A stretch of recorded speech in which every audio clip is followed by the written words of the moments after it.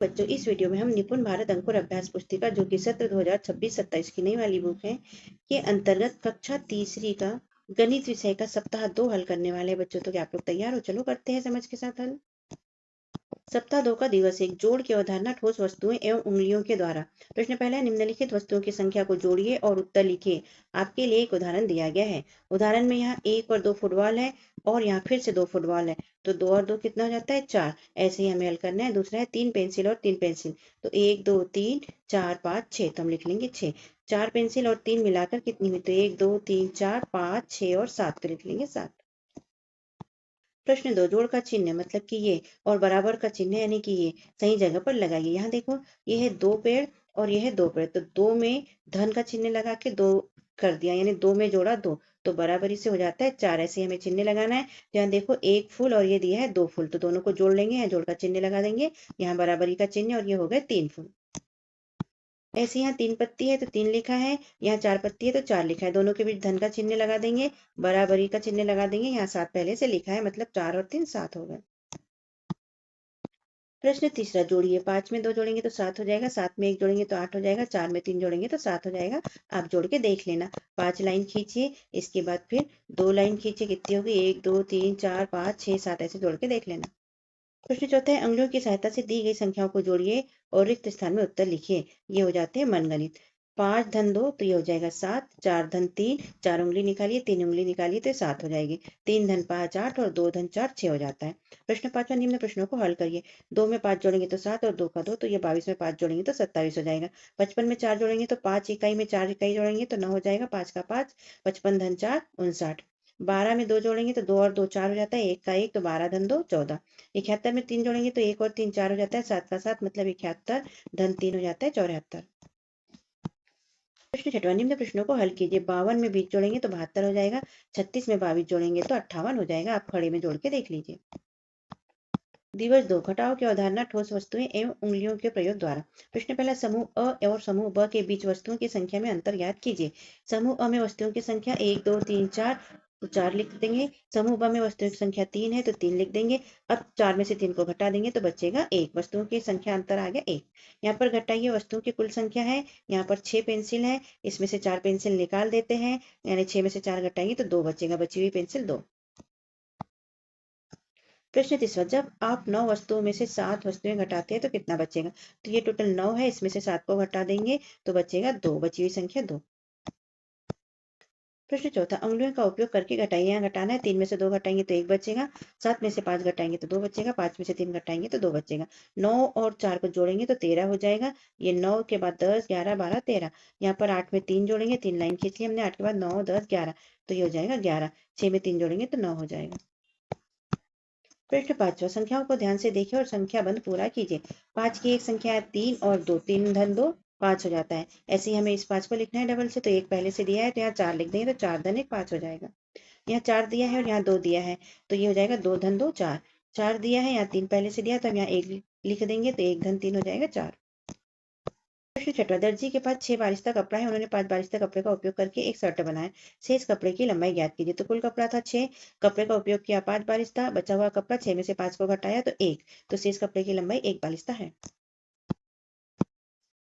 दिवस 3 है, दैनिक जीवन से संबंधित जोड़ घटाव आधारित समस्याओं के प्रश्न।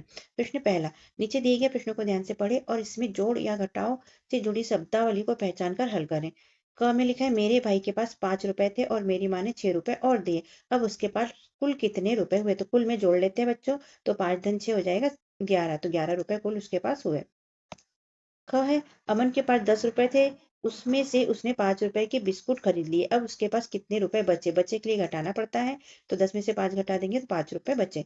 प्रश्न दूसरा, इमरान की आयु 16 वर्ष है जबकि मोहन की आयु 12 वर्ष है, दोनों के आयु के बीच में कितने वर्षों का अंतर है? जब अंतर निकालते हैं तो घटाते हैं, तो इमरान की आयु 16 और सोहन की 12, तो 12 में से 16 को घटा लेंगे तो 4 वर्ष का अंतर बचेगा।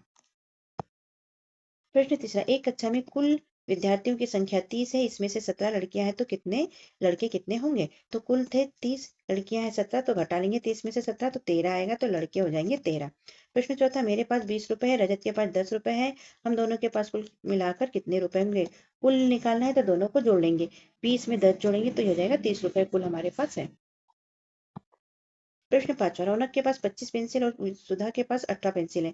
दोनों के पास कुल मिलाकर कितनी पेंसिल है? कुल है मतलब जोड़ेंगे, 25 में 18 जोड़ेंगे तो 43 कुल पेंसिल है। प्रश्न 6वां, दादाजी ने पूजा को 15 रुपए दिए, माँ ने उसे 9 रुपए दिए। अब पूजा के पास कुल कितने रुपए हो गए? कुल है इसलिए जोड़ना है, तो 15 में 9 जोड़ लेंगे तो 24 रुपए कुल पूजा के पास हो गए। दिवस 4, आकृतियों को छांटना। प्रश्न पहला, दिए गए 3D एवं 2D आकृतियों को उनके नाम से मिलाइए। आपके लिए एक उदाहरण दिया गया है, जैसे कि इस आकृति को यहाँ पर दिया है 3D आकृति और इस आकृति को दिया है 2D आकृति। 3D आकृति में लंबाई, चौड़ाई और ऊंचाई तथा गहराई भी होती है और 2D आकृति में होती है, तो हम देख लेते हैं। ये शंकु है तो ये हो जाएगा 3D, पहले से दिया गया है। यहाँ पर ये घनाभ है तो ये भी 3D है, घन भी 3D है। ये त्रिभुज की आकृति है 2D है, ये आयत की आकृति 2D है, वृत्त की आकृति 2D है, वर्ग की आकृति भी 2D है, त्रिभुज 2D है और ये वृत्त की आकृति भी 2D है। ये वाला वृत्त भी 2D है, इस तरह हम मिला लेंगे। ये आयत भी 2D है। प्रश्न दूसरा, आकृतियों को उनके नाम से मिलाइए। त्रिकोण को इससे मिला देंगे, त्रिकोण से, चौकोन को चौकोन से और वृत्त को वृत्त से मिला देंगे। प्रश्न तीसरा, उचित 3D आकृति को उसके नाम से मिलाइए। आपके लिए एक उदाहरण दिया गया है। ये चित्र को गेंद से मिलाया गया है क्योंकि ये इस तरह की आकृति है जो गेंद की तरह है, तो ये हो जाता है पासा की तरह, ये पाइप की तरह, ये टोपी की तरह और ये ईंट की तरह। प्रश्न चौथा, दी गई आकृतियों के किनारों की संख्या लिखिए। ये जो वृत्त दिया है इसमें किनारे कितने हैं? तो 0। ये घन है, इसमें किनारे होते हैं बच्चों 12 और शंकु में 1 किनारा होता है और आयत में भी 12 किनारे होते हैं। प्रश्न 5वां, एक जैसी आकृतियों की लाइन खींचकर मिलाइए। आपके लिए एक उदाहरण दिया गया है, जैसे कि ये है त्रिभुज, तो इसको मिला के बताया गया है, इससे ऐसे ही हमें भी करना है। तो ये देखो, वर्ग को हम मिला लेंगे वर्ग से, फिर इस वर्ग से मिला लेंगे, आयत को हम मिला लेंगे ये वाले आयत से, इस आयत से, इस आयत से, और एक आयत फिर दिया है इससे भी मिला लेंगे। इसके बाद त्रिभुज को मिला लेंगे हम, ये त्रिभुज से, इससे, यहाँ पर, और ये इस तरह से मिला लेंगे। वृत्त को मिला लेंगे हम इससे, इससे और इससे, तो इस तरह आप कंप्लीट करिए। दिवस 5, 3D आकृतियां और उनके गुण। 3D और 2D आकृतियों में संबंध। प्रश्न पहला, नीचे बनाई गई 3D आकृति की फलक, किनारे, कोनों की गिनती करके उनकी संख्या उचित बॉक्स में लिखिए। आपके लिए एक उदाहरण दिया है, यहाँ पर एक उदाहरण दिया है। फलक इसमें कितनी है? 6। 1, ऊपर 2, नीचे 3 और बाजू में 4, ये 5 और ये 6, तो 6 लिख दिया। ऐसे ही किनारे कितने दिए हैं बच्चों? 12। कौन कौन से हो जाते हैं? 1, 2, 3, 4, 4 उस साइड में हो जाएंगे तो 8, फिर ये हो जाएगा 9, 10 और इधर का 11 और नीचे वाला 12। ऐसी कोने देख लेते हैं, तो 1, 2, 3, 4 कोने ऊपर और 4 कोने ही नीचे हो जाएंगे, तो ये हो जाएंगे 8।